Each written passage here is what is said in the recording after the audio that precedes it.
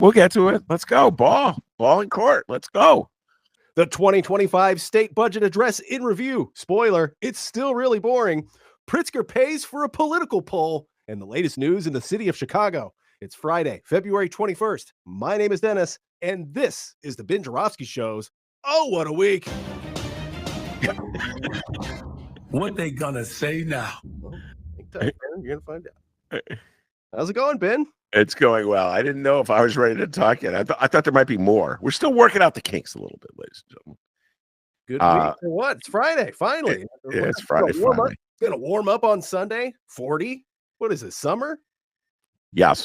May I open with a few opening remarks, and then we kick it to you, young man? I just want to say something here. Give a shout out. Whose name's on that banner on the wall over there? Oh, yeah. What banner? Oh, yeah. The one I left at the Sun-Times. Sorry, Brian. I'll come pick it up one of these days. Anyway, I want to give a shout out to Dr. Z, Eric Zorn, Easy. Eric Zorn gave us a shout out in his newsletter last week.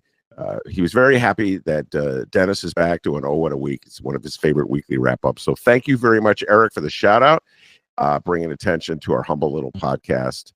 And as we embark on this new venture, pretty soon we'll be passing the hat, Dennis. We'll be passing the hat. Get ready for that, ladies and gentlemen.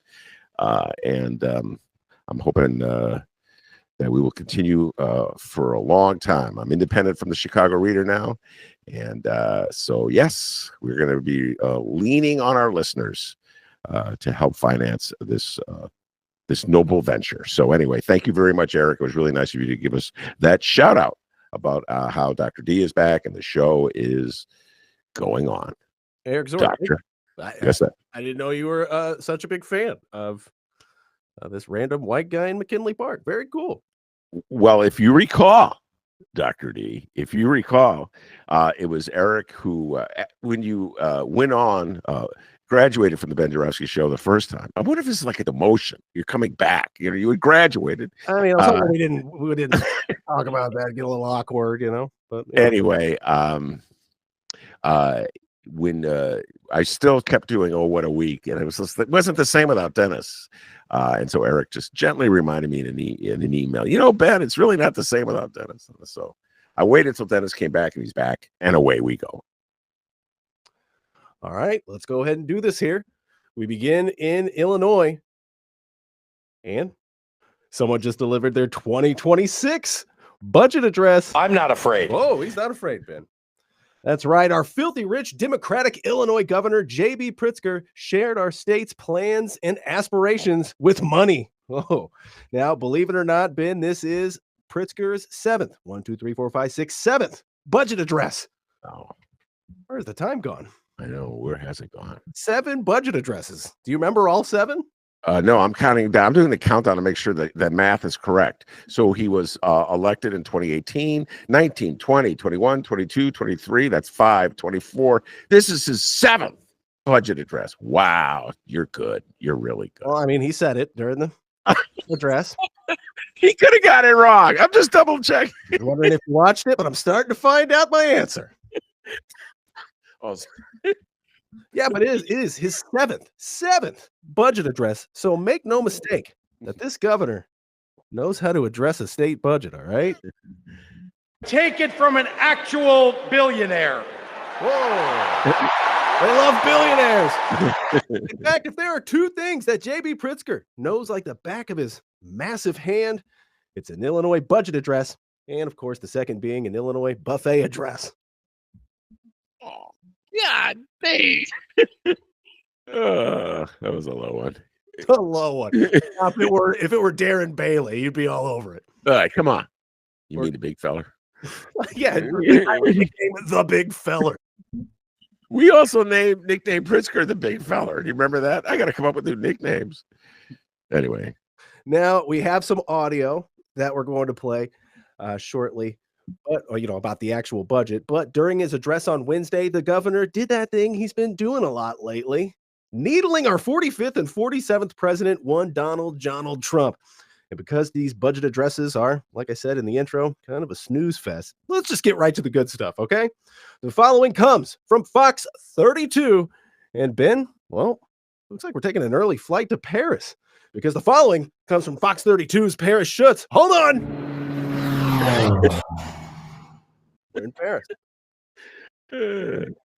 Illinois Governor J.B. Pritzker gave his annual budget address in Springfield on Wednesday, and largely overlooked was his plan to close a projected $3.2 billion budget gap, which is about 0.5% of the total spending plan. Well, you had to put that at the top of the story, didn't you there, Paris? My goodness.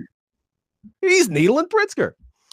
Instead, much of the focus shifted to the end of Pritzker's nearly hour-long joint budget and State of the State address, where he warned of threats from the Trump administration. He also compared attacks on federal prosecutors, spending programs on DEI initiatives to events leading up to the rise of Hitler and the Third Reich. We have audio from Wednesday's budget address.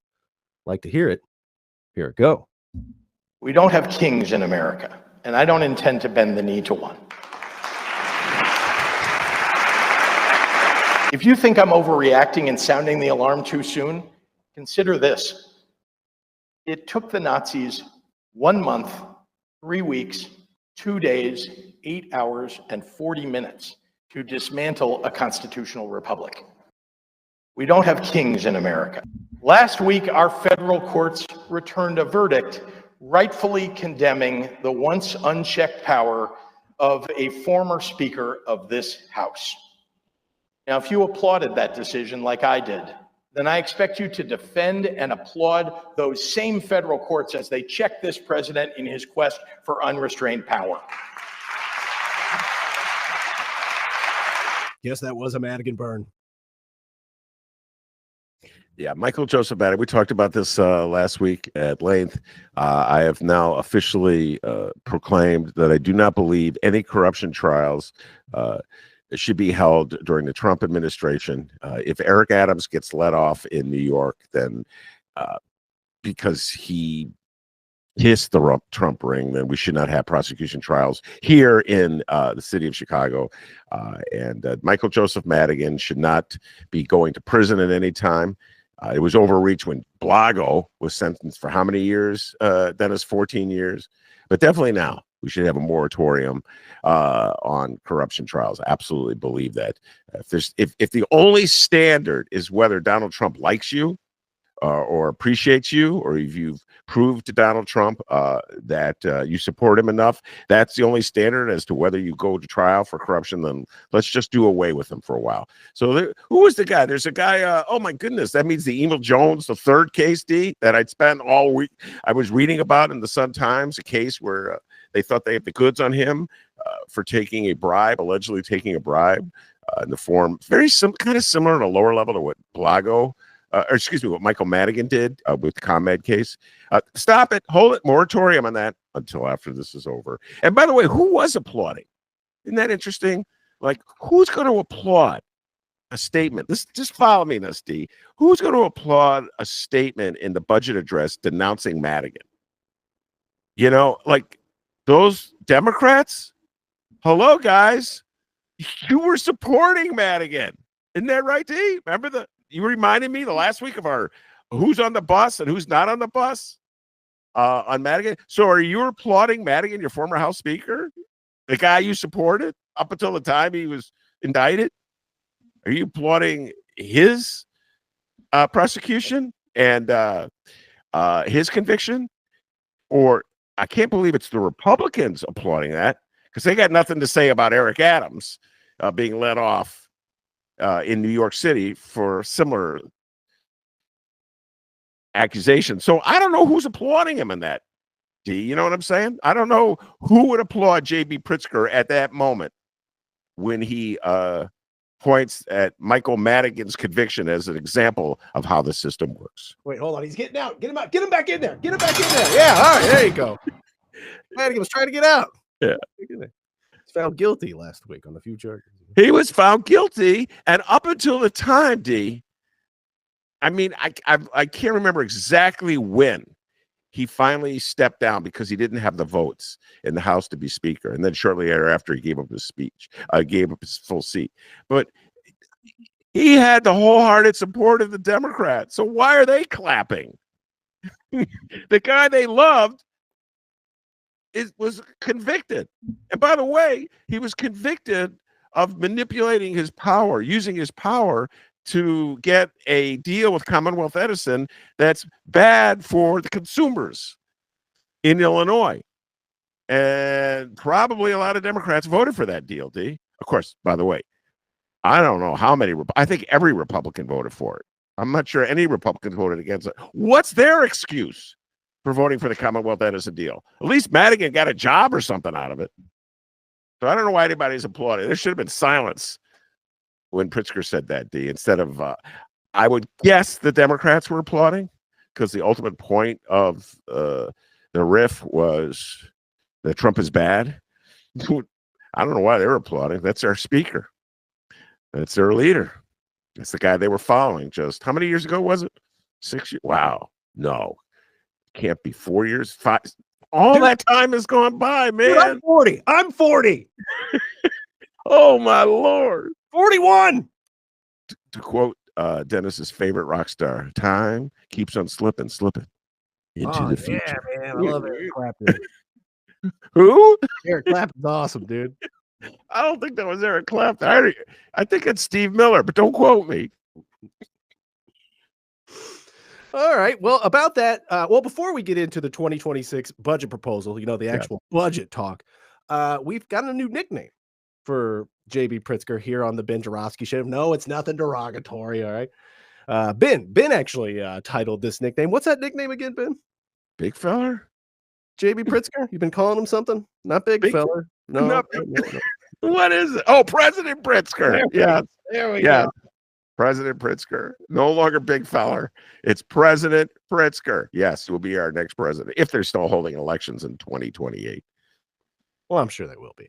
But so Pritzker for president. You're really, how you feeling about that? I'm going to ask you this every week, by the way. So just I appreciate that because it's a long ways away, and it's a long ways away. You got to start early. We're already into 2025, so the midterms, it's still early. It seems like he's kind of planting the seeds. I'm trying with these Trump jabs, he's been going every week, maybe 2 or 3 times a week, just insulting Trump, roasting him. And so it's leading me to believe that, especially in this budget he announced it. Yeah, you may be onto something, Dan. I absolutely believe that Pritzker is making his moves right now to position himself at the top of the list of Democratic candidates to run against Trump. There's no doubt in my mind about this. He was starting to do it during the summer of 2024. At that moment, in that period where it lasted for like 24 hours, I think, before the Democrats officially signed on to Kamala Harris as the nominee. If you recall, Pritzker was sort of positioning himself like, hey, if we have a referendum on this within the party itself, if we go to the convention with open, with nobody, if we go to Chicago and have an open convention where the delegates themselves decide who the nominee will be, I want to be considered. He was kind of positioning himself in that direction, and then of course he backed off and wholeheartedly supported Kamala Harris once that seemed inevitable. But I believe he revealed to the world that that's next on his list of ambitions, and this is he's determined, I think, to be our president. And I learned my lesson about the power of wealth in this country, not just the power of wealth as money buys you things and gets you things, D, but the power of wealth in the minds of Americans. They love billionaires. So I think that's an advantage that he has. I believe a lot of the votes that Donald Trump gets are because he's wealthy. And that's that bit that you play where Pritzker needling Trump. I'm a real billionaire. Remember that thing was going around that Trump wasn't a real billionaire. No one believed that he was a real billionaire. I think he's a real billionaire now, ladies and gentlemen. Okay, he's at least on paper, he's making so much money off his crypto ventures and his social media ventures. So he's definitely a billionaire. His deals with Saudis and golf. So I don't think there's any doubt that he's back to being a billionaire on paper. So I think that Pritzker has a huge advantage in that regard, and everything he says or does, as you pointed out, is directed at contrasting himself with Trump. And man, was that on full display on Tuesday, I think it was, when he gave the budget address. And then he compared the rise of Trump to the rise of Nazis. He contrasted the breakdown of democracy in Germany in the 30s to what we're seeing right here in this country right now. And I could tell you, D, because I live in the land of liberals. I live in the land of lefties.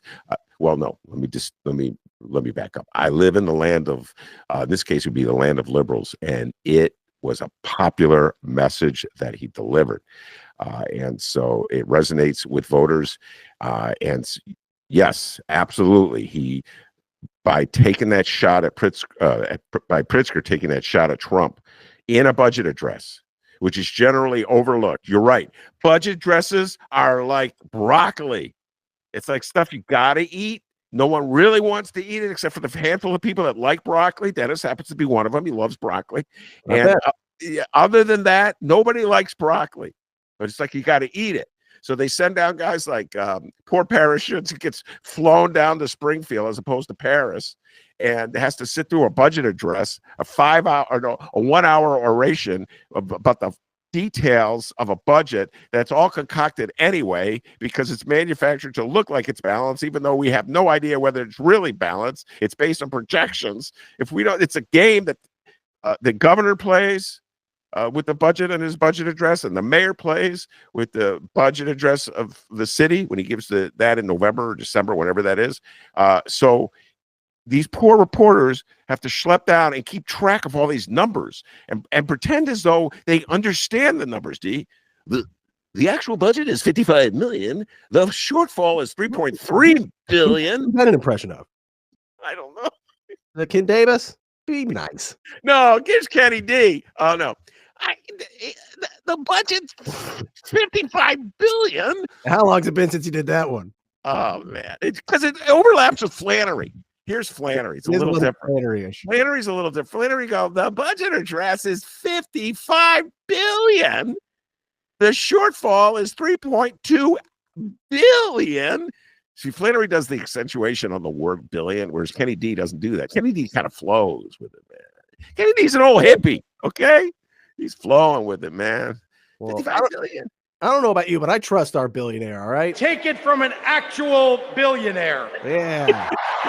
Yeah. All right. Now I'm going to push back, okay? So this what he said there at the budget address, comparing Trump to Hitler and Nazi, does that win over swing voters? Okay, so here's the deal. So he hasn't gone so far as to compare Trump to Hitler himself. What he said was that our democracy is very fragile, and I completely concur with that. The safeguards that we have to protect the concept of a president who is not an emperor or a king, they're very fragile. And if Donald Trump decides that he's not going to follow the rulings of federal judges, then we've lost those safeguards. It'd be as though in the city of Chicago, Mayor Brandon Johnson just did whatever he wanted, didn't care what judges' rules, which I can't imagine. I talked about this earlier in the week. Even Daley, Mayor Daley, as powerful as he was, followed the rulings of federal judges. So the point he was making, which I thought was a very good point, was that we have a very fragile existence as a democracy. Now, this is the issue in terms of swing voters. Do swing voters care about that? Do swing voters care if we still have democracy in our country, D? And we were just talking, let me promote the David Ferris interview that will drop next week. David Ferris, a political scientist extraordinaire, was saying he's not certain that's the case anymore. And this is what scares him. This country elected Donald Trump in 2024, even though they knew about his connection with the January 6th insurrection, where he was trying to overturn in his whatever way he could the 2024 election. And to this day, he denies the validity of the 2020 election. But when he won in 2024, it's accurate, it's real. And so in his mind, whenever he loses, it can't be true. Whenever he wins, it shows the system works. And the people of this country, D, roughly 49% of it, voted with him on that. And so I don't know. Your question is a good one. Do people in this country care about democracy? Do they care about it strong enough to vote against, well, will Donald Trump? If Donald Trump runs again next time, D, then we know there's no democracy because the Constitution says it prohibited him from running for a third term. So if he were to run again, then we know that truly democracy, the whole concept of a constitutional government will be on the ballot. So right now, I can't answer that question definitively, Dennis. I can't say for certain that swing voters in suburban Milwaukee care whether democracy exists or the democracy they learned about in school, where there's a division of government, where you have the executive branch and the legislative branch and the judicial branch, and one acts as sort of a overseer of the other. And so that no one branch has more power than the other. I don't know if they care about that. You're absolutely correct. But I'll tell you one thing, Democratic voters with a capital D care about it. And so to get to be a candidate for president, he's got to win them over. That's who he's appealing to right now. So when he made that comment about our democracy being fragile, you didn't see any Republicans cheering him. But he doesn't care about Republican voters right now. He has to care about Democratic voters. You got to win the nomination before you get to run against Donnie. Yeah. It'll get you to the dance, possibly, but based on the last election, may not get you the big grand prize, right?